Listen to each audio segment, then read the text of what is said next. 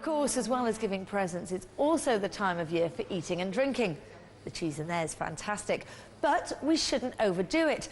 Our reporter Simon Hawkins has been speaking to someone from Alcohol Concern. Obviously, Christmas is a big drinking time, and I think it would be silly for a charity like Alcohol Concern to say to people, well, don't drink at Christmas, because we know that's just not going to happen. But I suppose what we would advise people is to just be a bit sensible. Obviously, you're going to be home for a few days. There's a temptation perhaps to start drinking a bit earlier in the day than you normally would.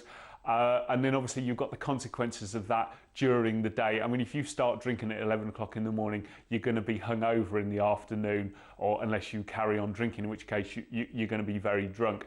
And I think we need to remember, although Christmas is a happy time in theory, I think we all can remember some family Christmases where there's been some pretty nasty rows. You've got relatives who are thrown together for the first time in months in a big warm house. There's all sorts of disputes about how to make Christmas. Everyone's got their own ideas, and if you chuck alcohol into the mix as well, the potential for family arguments is quite big there. So I think we'd say to people, don't start drinking too early in the day. Certainly don't get onto a roll, don't get drinking all day. Take a break, take some soft drinks, think about how much you actually want to drink, and don't just drink because it's there. And I think there's a lesson perhaps early on in the days and weeks running up to Christmas. Obviously there is a lot of cheap booze out there in the supermarkets, very tempting offers. If you do stock up too much, if you've got loads of alcohol in the house, the likelihood is it'll get drunk. So obviously one way of moderating things over Christmas is to make sure you haven't got too much in the first place.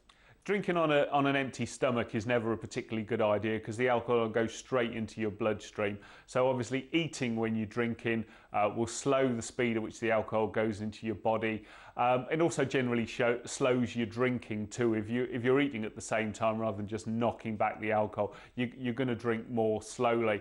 Once you've had too much, there's not a huge amount you can do. You really just have to let your body, let your liver do the work and get rid of the alcohol, which takes, roughly speaking, it'll get rid of the equivalent of about half a pint of beer every hour. So obviously if you've had a big sesh, it's going to take your body a few hours to clear that out. I mean, if you've got a party that's going on till say midnight or even into the small hours, and you're drinking up to the end of the party, obviously that alcohol is going to take a while to clear out of your body. Say for example, if you've drunk a bottle of wine, that's 10 units.